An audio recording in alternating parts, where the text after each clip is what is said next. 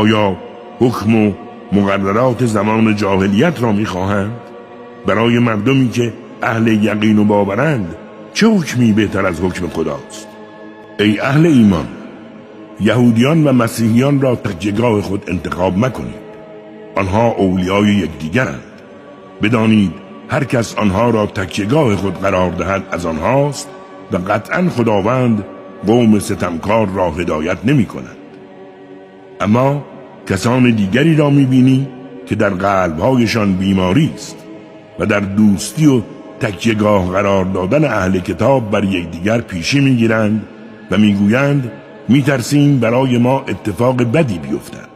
امید است که خداوند بزرگ پیروزی یا معجزه‌ای بیاورد تا این گروه ناسپاس از آنچه در دل می پروراندند پشیمان شوند.